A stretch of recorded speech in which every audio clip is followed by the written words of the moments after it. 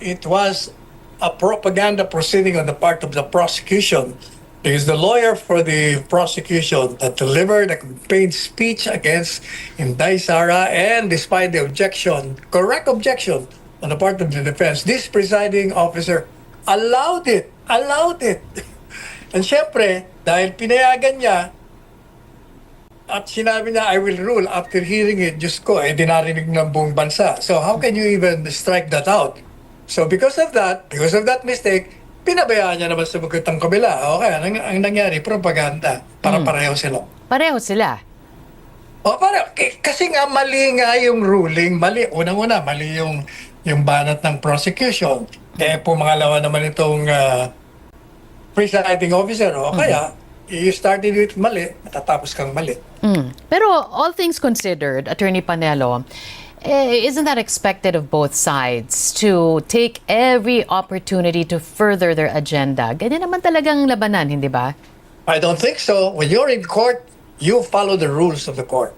You don't use extraordinary outside of the rules to propagate your cause. Mali yung ginawa. Talagang ginagawa lang ng propaganda. Secondly, alam mo, mali yung ginagawa ng presiding officer. Naninilimit nila ng 2 minutes yung mga judges. My goodness, don't they know that they are a collegiate body just like the Supreme Court at the Sandigan Bayan? Walang naglilimit ng oras doon sa mga judges na magtanong. Kahit na anong tanong, pabayaan mo magtanong. Kahit na sinasabi mong baka it might show bias on the part of the judge papuntang prosecution or defense. O hindi mahalaga, importante yan, magtanong sila hanggat makita nila ang katotohanan. Ganyan talaga kahit sa court, ganyan. Well, the Senator... Sa akala namin kontra, pero hindi naman pala. But if that were true, then one of the senator judges should have stood up and made that point that you just made. Pero mukha namang sapat sa kanila ang 2 minutes. Hindi, kasi nga, pinagpipilitan na we should follow the rules, at saka naniniwala sila na huwag kayong magtatanong na parang lalabas na kayo campaign. Hindi nila. Palibasa kasi nga, hindi karamihan sa kanila, hindi abogado. Sa loob ng hukuman, talagang yung judge, magtatanong yan parang kakampi sa kabila. Pero actually, meron siyang pinupunto at lumalabas ang katotohanan. Pareho ng kay Ontiveros. Binabanatan nila si Ontiveros. I disagree with her in so many things. Pero tama yung tanong niya. Teka muna, hindi niya naman naprobahan na may assassin. Ano ba itong ginagawa niyo? Is this an impeachable offense o ito'y maling asa lang ng Vice Presidente? Tama yun. Dapat ganun ang mga tanong. Did you expect that to come from Senator Risa Ontiveros? At nung narinig niyo po yung tanong na yon, na marami ang pumupuna sa kanya na sinasabing, that was too early, that was for her actually to decide as a senator judge upon her perusal of everything, when the time comes that she has to make a decision. Sa punto niyo po, katulad ng sinabi niyo, tama ang pagtayo niya at pagtanong ng tanong na yon. Yes, because I expect that to every senator with sensibilities, with common sense. Kung ikaw kasi judge, talagang dapat lahat ng tanong itanong mo na. Hindi pa pwedeng ilimita. Kasi precisely nga ang rules, yan, ginagamit lang yan para kunin mo katotohanan. Pero kung yung rules mo, ang sisira mismo sa paghanap mo ng katotohanan, palitan mo yan. In fact, I suggested to the Senate President when I was talking to him yesterday, mali yung rules ninyo, Mr. Senate President. You have to change that. O sabi niya, sige, oo nga, tingin ko rin nga, gano'n, mali. And I'm glad that the Senate President, nagsimula na siya magsalita. Kasi sabi ko sa kanya, Mr. Senate President, hindi pa pwedeng papabayaan mo yung presiding officer. You're the Senate President. Pag mali yan, kailangan punahin mo yan. Oo daw. Kaya nag-start na siya kahapon, di ba? So, Nag-umpisa na siya magtanong-tanong. pero ano pa lang tayo, no, Sal? 1 week pa lang. There 89 days more. 3 days pa lang. 3 days pa lang trial. Oo nga, 3 days pa lang, first week down, 89 days to go, no?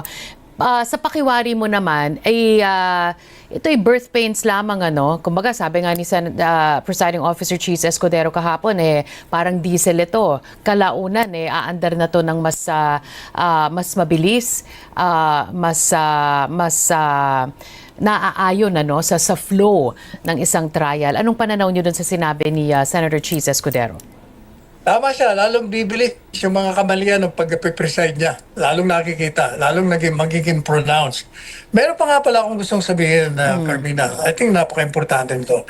Yung ginawa nilang testigo kahapon, yun ang hindi ko maintindihan ba't sila nagpresenta. Bakit kanyo? Bakit? Ang pinapatotohanan niya lamang na merong nangyaring press conference na merong mga pagpapayag na ginawa si Pipi Sara. But that is not being disputed. Wala naman kumukontra na nangyari yun eh. Ang pinag-uusapan dyan, will that fall, yung mga pahayag niya ron, as an impeachable offense or as a crime? Eh bakit ka pa? Useless you wasted the time of the people in the court listening to authenticating something which is not being questioned. But then, sabi naman ng iba, Attorney Panelo, how can you even make the video, the subject matter for the discussion when you can't properly, when you haven't properly introduced it into the records? Parang yun Ay, lang hindi. naman yung punto. Go ahead. Hindi yun ang problema kasi pwede naman sila mag-stipulate para wala ng testigo na mag-authenticate. Oo. Both parties will agree. Mag-i-stipulate sila. Oh, yan.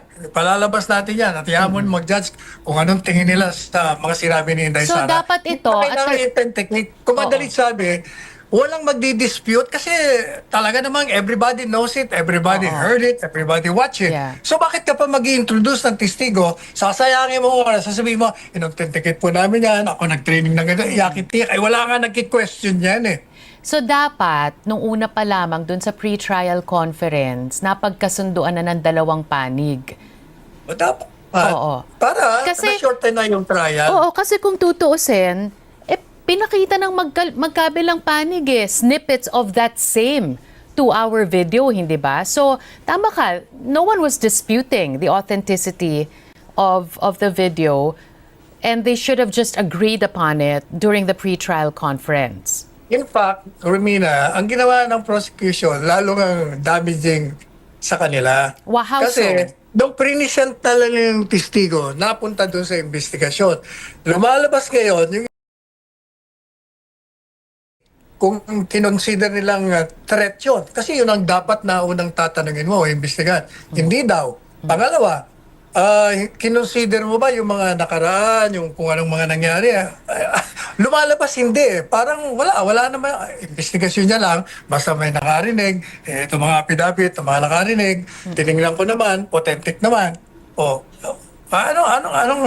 Anong na-prove ng prosecution? Wala. Let's go to week 2. Days 4, 5, and 6 happening next week. Attorney Panelo, bago nag-adjourn itong impeachment court, nagsabi na isa sa mga testigo na haharap sa susunod na linggo ay si Attorney Zulaika Lopez. Siya rin ang pinakita dun sa video snippets na ipresenta ng defense. Ano sa palagay mo ang naging konteksto kung bakit ipinalabas yun ng defense? At ano ngayon ang pwedeng gawin ng prosecution dahil si mismong Attorney Zulaika Lopez ang napili nila, yung parte na yun, ang napili nilang ipakita sa publiko at gawing bahagi nitong trial na ito, Attorney Panelo? Pinapakita ng defense na yung panganib sa buhay ni Inday Sara ay talagang klarong-klaro. Katunayan, pati na alam lahat ng mga identified sa kanya ay kinukulong nila, ino-oppress nila. Kumbaga, very clear ang danger sa buhay niya. Kaya, alam po ninyo yung sinabi niya na, yung sagot niya, kasi tanong niya ng isang vlogger, ano ba, paano na ho yan? Nanganganib ang buhay nyo? Ano gagawin nyo? Kung bagay yung sagot niya, nagsusumbong siya sa taong bayan na mayroong panganib sa buhay ko, may mga papatay sa akin at pag napatay ako, itong tatlong ito ang aking pinaghihinalaan. Kaya gantihan nyo ako, bigyan nyo ako ng katarungan. O madali sabi, Carmina, I don't know if you recall, yung opinion na hindi threat yan, na it's a hypothetical and conditional, matagal ko na. Unang araw pa lang na sinabi ni Inday Sara, yan ang sinabi ko. Yan ang hindi krimen yan. And the Chief Presidential Legal Counsel ni Presidente Marcos Jr., bago siya namatay, nag-render na siya ng legal opinion, it's not a threat.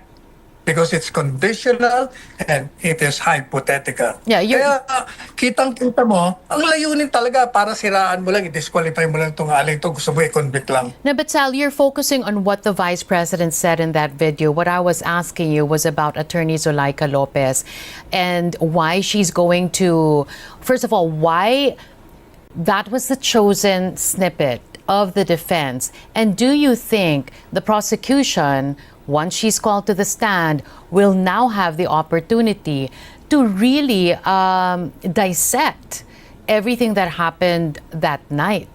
And how do you think that's going to end? Alam mo ang problema sa prosecution, wala nga silang ebidensya. Ang ginagawa nilang testigo, yung makakasira sa kanila, pag yan inilagay mo si Attorney Laika Lopez, lalong liliwanag na ang oppression na ginagawa niya.